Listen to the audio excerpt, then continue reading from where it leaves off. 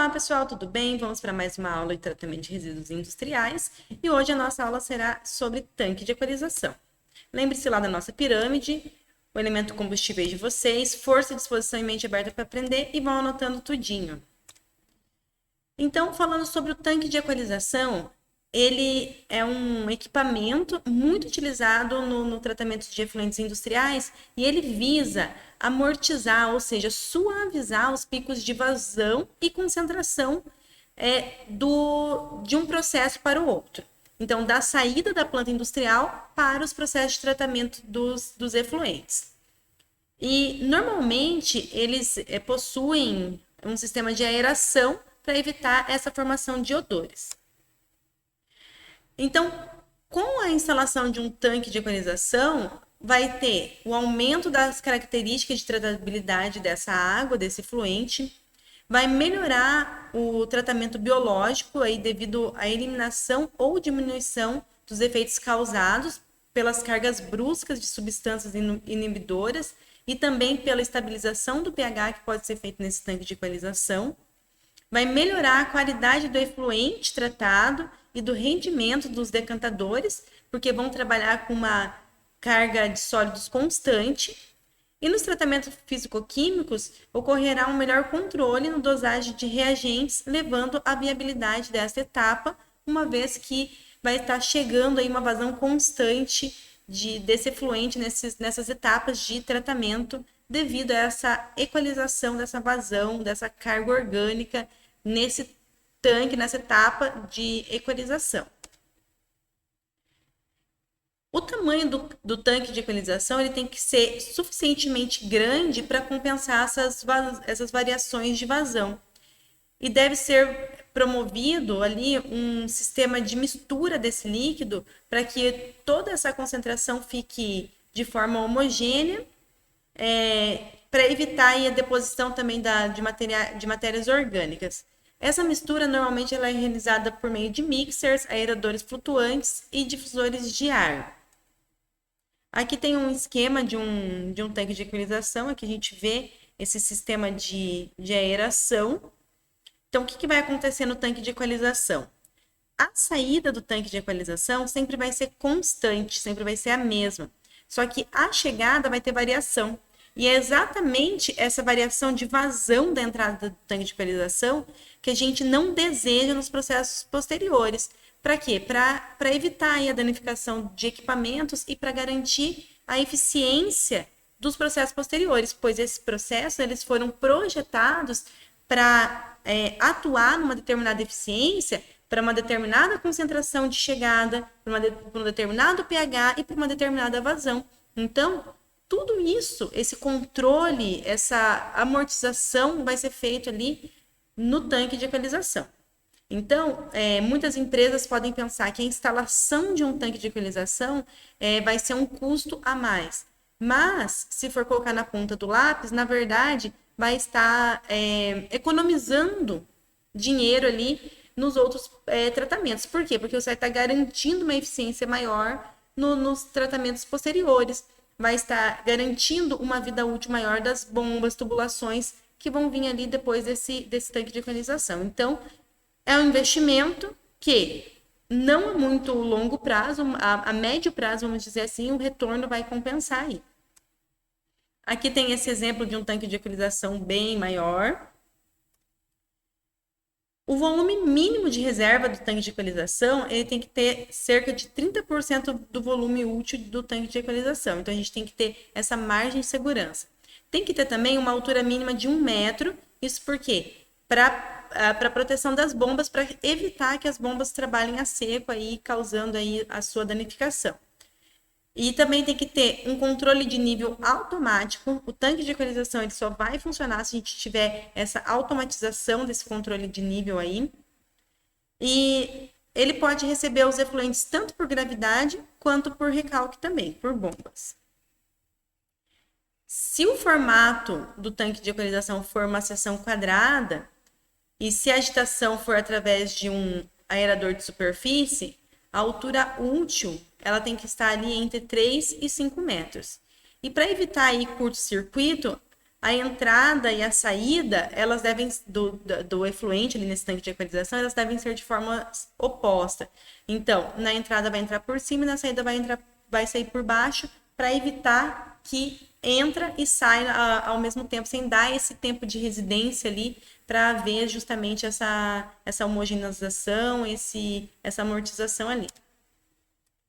Então, para manter os sólidos sedimentáveis em suspensão, porque lembrando que no tanque de equalização não é desejado que haja essa sedimentação de sólidos, o tanque ele serve somente mesmo ali para amortizar esses picos, essas concentrações.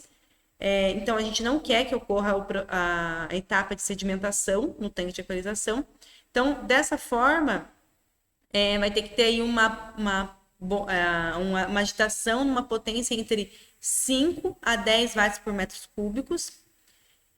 E para sistemas anaeróbios ajusantes do tanque de equalização, ou seja, para sistemas anaeróbios após o tanque de equalização, é indicado aí o uso de mixer para fazer essa mistura. E quando o tanque de equalização for utilizado para oxidação de sulfetos, com aeradores de superfície, essa potência de agitação vai ter que estar entre 30 e 40 watts por metros cúbicos, então é uma potência maior nesse caso. No tanque de equalização, normalmente é feita a correção do pH, a equalização desse pH. Então, se os efluentes industriais forem alcalinos, para fazer essa correção do pH, normalmente é utilizado aí gás carbônico, ácido sulfúrico e ácido clorídrico. Já para efluentes ácidos, então, para fazer essa correção do pH, normalmente é utilizada cal hidratada, carbonato de cálcio, hidróxido de sódio e carbonato de sódio. Aqui eu coloquei para vocês 2 links de vídeos, são uns vídeos muito legais. No primeiro vídeo, aqui no primeiro link, é um vídeo de um engenheiro falando sobre a importância e sobre o dimensionamento do tanque de equalização nos processos de tratamento de efluente, falando aí da economia que pode ser gerada pela instalação de tanque de equalização. É um vídeo rápido, de 5 minutos, então vale muito a pena assistir. O segundo vídeo é muito interessante, porque é um esquema de todo o tratamento de efluente gerado no processo ali da fabricação da Coca-Cola. Então, aqui é legal, porque vai ter aí processos que vocês já viram, processo de gradeamento, tanque de equalização. Algumas etapas que vocês não viram nessa disciplina, mas já foi vista lá em operações de separação mecânica, que seria ali a sedimentação.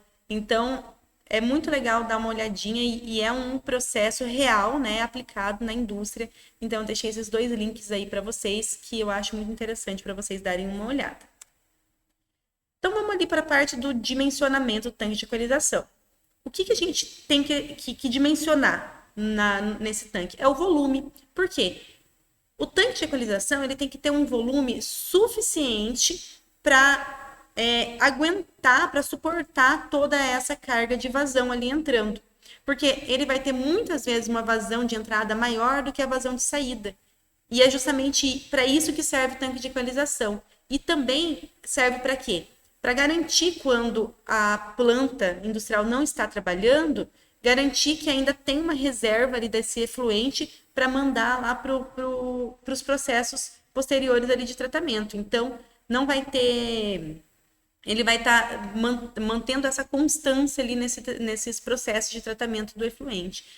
Tendo vazão superior, ele vai conseguir armazenar essa vazão, e se tiver vazão inferior ali, não tem entrada, no caso, ele já vai ter uma reserva ali para garantir essa saída constante ali desse tanque para os demais tratamentos.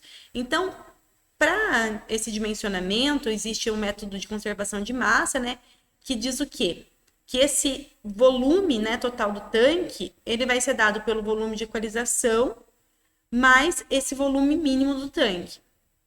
E o volume de equalização, ele vai ser dado pela vazão de entrada no tanque, menos a vazão de saída, multiplicado ali pelo número de funcionamento de horas na indústria. O que acontece é que muitas vezes, como a gente vai ter muitos dados ali de entrada e saída, né? existe o método gráfico que ele se torna mais viável, mais fácil ali de se trabalhar pelo método gráfico. Então, como que a gente faz para obter esse volume do tanque de equalização pelo método gráfico? Primeiramente, a gente plota um volume de entrada acumulado, ou seja, vamos pegando ali a entrada horária, em cada tempo, quanto que entra de volume nesse tanque de equalização, e vamos plotar em função do tempo. Então, quanto que entrou na primeira hora? Tá, entrou tanto de volume ali do efluente. Na segunda hora vai ser o que entrou na primeira hora, mais o que entrou na segunda hora. Então, a gente plota esse outro dado nesse gráfico. Na terceira hora, quanto que tem de acumulado? O que é o acumulado? É o que entrou na primeira, na segunda e na terceira. Então, terceira hora vai ser esse pontinho ali no gráfico. Vamos plotando isso dali. Depois que nós plotamos tudo isso daí, nós vamos traçar uma linha de vazão média. É o que a gente chama como se fosse a vazão média, né? Desse tanque de equalização. Essa linha vai desde a origem do gráfico até o último ponto do diagrama, aquele último ponto do volume acumulado pelo tempo ali. E depois a gente vai traçar uma linha paralela a essa linha da vazão média, tangente à curva do volume acumulado. Dependendo do tipo do gráfico que dá ali no volume acumulado, a gente traça duas paralelas.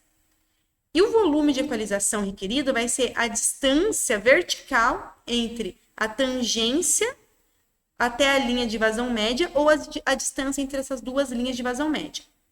O volume que a gente calcular por esse método gráfico, ele tem que ser dimensionado 30% maior, o mínimo, né? Então, a gente vai multiplicar o volume que a gente obteve por esse método gráfico por 1,30. Esse vai ser o nosso volume para projeto, tá bom? Então, aqui para vocês conseguirem observar melhor como que é esse método gráfico. Aqui no eixo Y, nós vamos colocar aqui o volume de entrada acumulado. E no eixo X vai ser a hora correspondente para cada volume de entrada. Aqui nós temos dois gráficos, porque nós temos duas situações que podem ocorrer ao traçar esses gráficos. Então, quando a gente traça, o gráfico ele vai dar essa característica aqui. Ou ele vai ter essa curva, esse pico aqui, né? Ou ele vai ter essas duas curvas aqui, em formato de S, tá bom? Após ter plotado esse gráfico, o que nós vamos fazer? Vamos traçar essa linha que vai da origem até o último ponto do gráfico. Lembrando que, mesmo que o gráfico não comece aqui no tempo zero, essa linha da vazão média, ela tem que começar do zero, aqui da origem, e tem que ir até o último ponto do gráfico. Por quê?